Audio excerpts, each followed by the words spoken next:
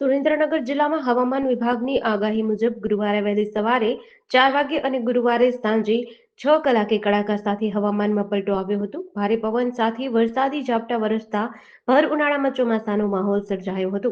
જિલ્લાના પ્રસિદ્ધ યાત્રાધામ ચોટીલા અને તેની આસપાસના ગ્રામ્ય વિસ્તારોમાં એકાએક હવામાનમાં પલટા સાથે કમોસમી વરસાદે હાહાકાર મચાવ્યો હતો. બજારોમાં ઘૂંટણસમા પાણી ભરાયેલા જોવા મળ્યા હતા. શહેરના નીચાણવાળા વિસ્તારો અને મુખ્ય માર્ગો પર પણ નદીઓ વહેતી થઈ હતી. ભારે વરસાદના કારણે રસ્તા ઉપર પાર્ક કરેલા ટુ વ્હીલર અને ફોર વ્હીલરના વાહનો અડધાથી વધુ પાણીમાં ડૂબી ગયા હતા.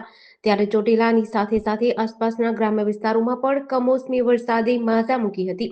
ખેતરોમાં તૈયાર થયેલા પાક પર પાણી ફરી વળતા ખેડૂતોમાં ચિંતાનું મોજું ફરી વળ્યું છે.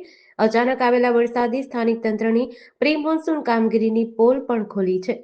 ત્યારે રાજ્યના હવામાન વિભાગ દ્વારા કમોસમી વરસાદ સાથે માવઠાની આગાહી કરાઈ છે. છેલ્લા 2 દિવસથી સૌરાષ્ટ્રના અમરેલી, રાજકોટ, જૂનાગઢ, સુરેન્દ્રનગર અને કચ્છ, રાધનપુર તેમજ ખારાઘોડા રણ વિસ્તારમાં ભારે પવન સાથે વરસાદી ઝાપટા વરસ્યા હતા. ગુરુવારે વહેલી સવારે 4 વાગ્યે ભારે વાવાઝોડા સાથે વરસાદ વરસ્યો હતો.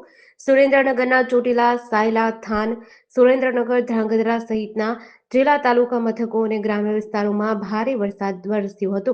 ભારે પવનના કારણે અનેક છાપરાઓ ઉડી ગયાના અને ખુલ્લામાં રહેલ ઘઉંની ખેતી જણસો પલળી ગયાના બનાવો પણ સામે આવ્યા છે.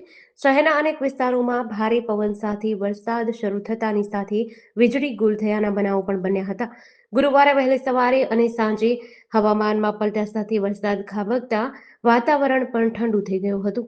જેડીસી ન્યૂઝ સાથે લધુ દાદર સાથે મોહસિન માડકિયા, ચોટીલા.